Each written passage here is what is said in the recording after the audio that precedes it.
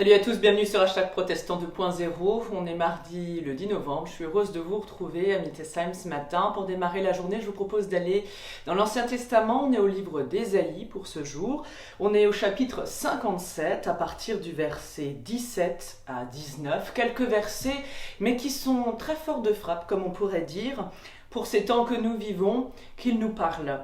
Voici ce qu'il nous est dit. Les torts d'Israël, ces gains malhonnêtes m'ont irrité. Dans ma colère, je l'ai frappé, je ne voulais plus le voir, mais il est resté infidèle, il n'en fait qu'à sa tête, je connais bien sa conduite.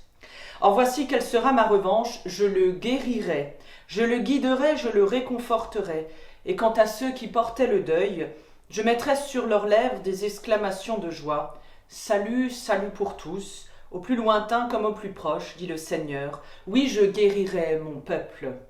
Ainsi donc, la revanche de Dieu sur l'humanité, c'est, contrairement à ce qu'on peut le croire, simplement de l'aimer, de la guérir et de la réconforter, comme le peuple d'Israël. Le message des prophètes ici, comme pour Ésaïe, c'est un appel inlassable. Revenir toujours à Dieu et se laisser aimer par lui, c'est une joie qui est sans limite.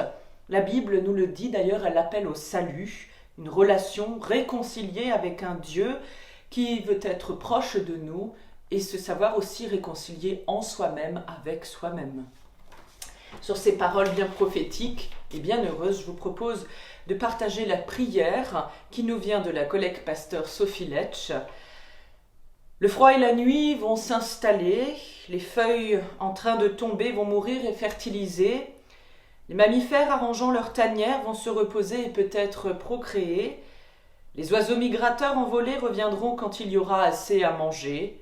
Oui, Seigneur, ta création tout entière se prépare pour passer l'hiver.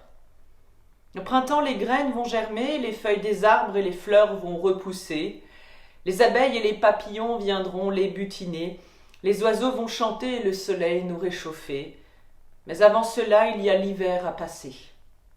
Moi aussi, Seigneur, je dois le traverser. Peut-être que cet hiver-là sera plus sombre et plus froid.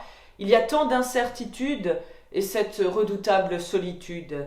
Pourtant, je le crois, je pourrais compter sur toi. Si je gémis, si je pleure, si je m'ennuie, si j'ai peur, si je désespère de cet hiver, de sa longueur, de sa vigueur, rappelle-moi, Seigneur, que la vie gagne toujours avec toi, que tout cela un jour s'arrêtera. Rappelle-moi, Seigneur, que tu es là, tu es déjà là tout près de moi. Puisque tu es à mes côtés, je peux tout traverser. Amen. Sur ces paroles pleines de chaleur fraternelle, je vous souhaite une belle journée dans la paix du Seigneur. On se donne rendez-vous demain matin pour la prière du petit-déj. Et n'oubliez pas notre rendez-vous du dimanche à 11h en vidéo avec une vidéo proposée et préparée par un collègue de notre union d'église. Portez-vous bien d'ici là.